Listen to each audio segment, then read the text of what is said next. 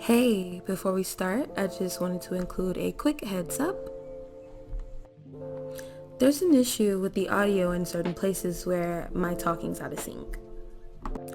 It's a huge pet peeve of mine, but I'm still making myself put this out even though it's not perfect. So if it gets too annoying, put me on in the background. Thank you for watching. So, a nigga's been gone for a minute.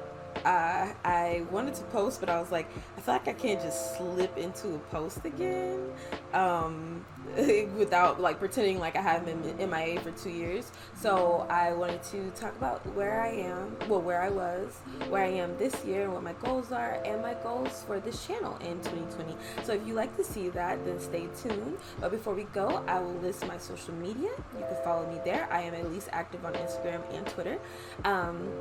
And please subscribe if you haven't already, because you're gonna love it, and hit the notification bell if you haven't already, so you never miss when I make a new post. Anyway, let's start. Guys, a lot. My little 58 little cutie booties that care about me and the content that I make. Thank you for still being subscribed. I guess there should be some kind of explanation, maybe a little talk to be had, so that's why I'm filming this today. It was a very interesting year, to say the least. I don't know, I never really talked about it on here or anywhere really, but 2016 was like the absolute worst year of my life. I was at the lowest point I've ever been. I felt really alone and lost and hurt. I was grieving the loss of my first like real breakup. I was just not in a healthy place, and my toxic, I feel, and impulsive traits were just at their highest. And so when it all came crashing down, I was just like, you know what, I'm gonna take next year to figure myself out. And I did. 2017 was nothing but introspection. I was really thinking about what it was that I wanted. Why do I do certain things? Like, where does that stuff stem from? Whatever. Figured all that out 2017. So then 2018 was, okay, we know why we do this thing. That's cool. What are we going to do to change it? And so all of 2018 was dedicated to changing the negative traits that I had to acknowledge in 2017. Simple, right?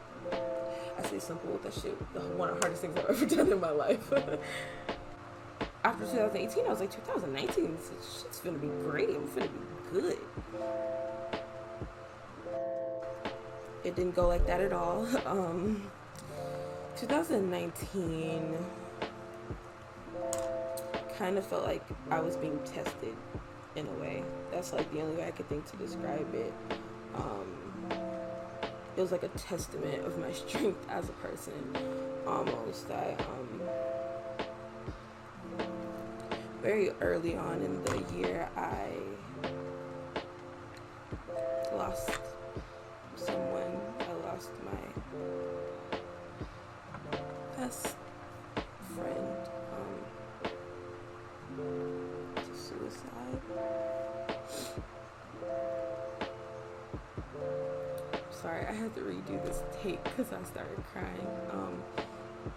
But yeah, I lost someone so dear to me, and I just kind of flipped stuff around for me. I suppose I just felt really lost, and I felt like I could have been a better friend. I felt like I wasn't there enough, and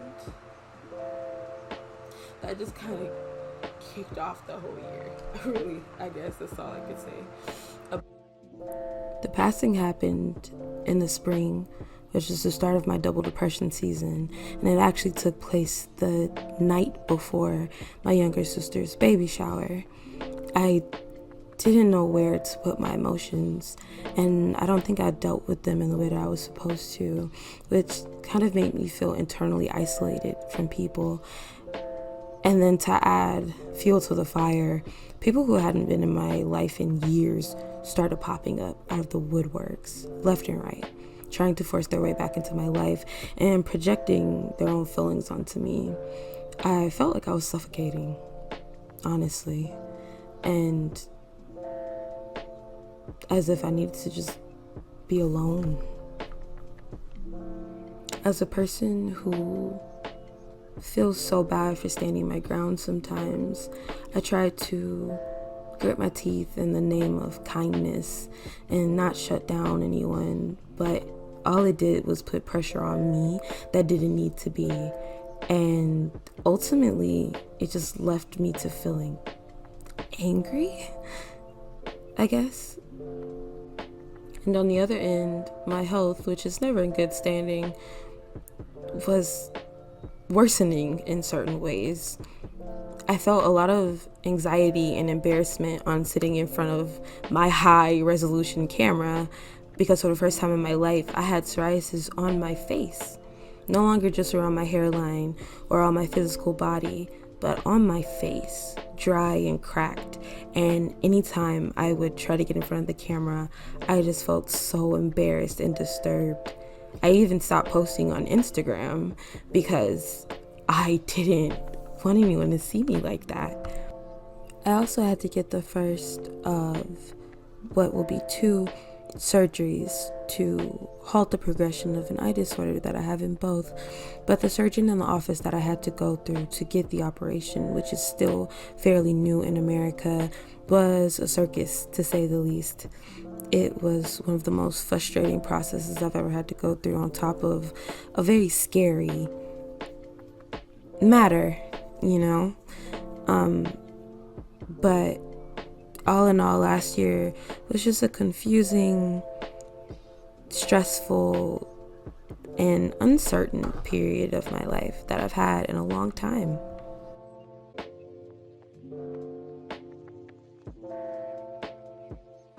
With that being said, I don't know, I saw something not that long ago where they were like, oh, it's good to make your resolutions in the spring because that's when the new year really starts. And I just thought that was so great. I thought that was such a good idea and a good way to look at it. And so I want to talk about my, not quite resolutions, but my goals for this year. Hello. I got a little notebook. I wrote the shit down because I actually wrote these when I was on vacation in New Jersey with my partner. But I broke them down to categories, and so I guess I can start with relationships and connections with the people in my life. First off, one of my biggest goals is just being present with the people that I care about more. Anybody who knows me can tell you that, and I know my friends are probably like, but anyone who knows me can tell you that I'm the hardest fucking person to get in contact with. I don't know. I don't even know where the fuck I be half the time. My nigga, I'm a ghost to myself. And it's not because I don't want to talk to people. It's just I get lost in my own shit so much. But like I said, after my friend's untimely passing, it really made me feel like I want to do better. I don't know. I want to be able to be there for them more. So I want to start calling my friends first more. I would like to work on texting back something by the end of the day. So even if I don't see it at the end of the daytime and I don't get a chance to get into it, by the time I go to bed, I want to reply to it and acknowledge it. If I missed any calls, plan when to call them again, so on and so forth. I want to start having weekly relationship check-ins with my partners, just on how did we feel this week? Was there anything that could have been improved on? Did anything upset you that you didn't talk about? Like, what do you feel like you need right now? How can I best support you? Because I don't know, I just feel like we often just kind of get into this mindset that everything's okay because everything seems fine, and because no one's saying that stuff isn't okay. But you never know, and I would much rather make the active effort to inquire and to listen and to have the humility to be like, hey, I'm sorry, I wasn't the best support this week, or what have you, especially because the summer time is a humongous time for my seasonal depression. The spring and the entire summer are hell for me. How people feel sad in the winter is how I feel during the spring and the summer. And stuff gets weird. I'm a very emotional person. I'm a very deep person, and when I hurt, I hurt. When I hurt, it comes in droves, and sometimes it's hard to take care of me because it's a lot of work. But I just want to always make sure that even within that, we're still cultivating a space of love. I don't know. I just want to be more present for the people in my life and who I love and who mean so much to me. Especially because I'm a motherfucking moon in my 11th house. I thrive off of friendships and love. I just do. Goals. My number one thing is getting back to school. I'm actually in school for music business, and I had to take a break because of financial reasons, and also health reasons, which I will get into as well later. But yeah, school's my first go-to. I have to start enforcing myself with ear training practice at least every other day. Get back to playing the piano at least 3 times a week. And do my own music theory lessons, because that's kind of where I struggle the most. And I say struggle, but I've gotten a lot better. But because of the type of platform I go to school on, I am more of a linguistic learner, and of course most of music is visual and auditory, and so I've had to kind of like a little fucking shimmy, finesse the system, finagle it, make it work for me, and so as I've done that, things have been a lot easier. So yeah, definitely getting back to school, buckling down with school is one of my top priorities. Alright, voiceover Bria back because my best friend called me in the middle of this, so shout out to sticking to goals. But next up are my professional goals. I write papers for people, but this year I want to branch off into doing resumes as well as speech writing. I plan on seeing if I can find a little course or something to do, or maybe watch some videos online and do some practice ones. Because I don't know. I think that's a real grown-up route to take in branching out. I also design and sell custom invitations, but this year, and I kind of got a mini chance to in January, but I've branched out into designing logos as well as doing brand kits for people. I love doing it. I love mood boards. I like helping people bring their own visions to life, and so I think I want to maybe find a graphic designs course. I'm going to check on Skillshare to see if there's any graphic designs for beginners and stuff. There's a lot of online resources and commercial free packs that I've been taking advantage of, but I really want to be able to draw my own things. My last goal that I can't speak about just yet, but it is to start a blog on a part of my life that's very important to me. I've been in the process of researching nonstop on how to run a blog. I've been trying to get things together for a launch, so keep your looks out for that. But yeah, that's my last professional goal, and it's the one that I'm kind of the most excited about. Next up, for my spiritual goals, I want to start doing at least a 1 or 3 card tarot pull every day. I find that helps with my intuition, and it always kind of gives me a good mindful way to start off my day, to think of, like something to be mindful of, and all those things. I feel about tarot how people feel about journaling, so it's more of a self-development thing for me. I also want to get back to meditating for at least 5 minutes in the morning.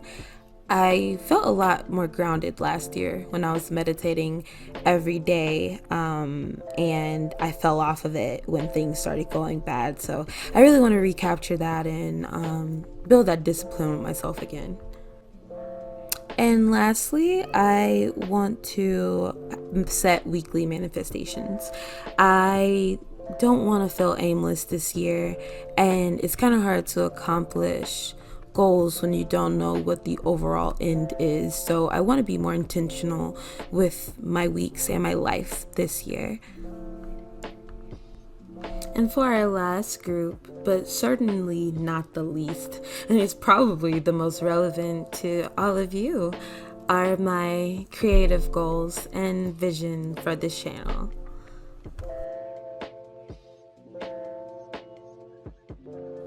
Though I was absent, I actually shot lots of videos last year, some of which I was extremely proud of and am still considering posting now.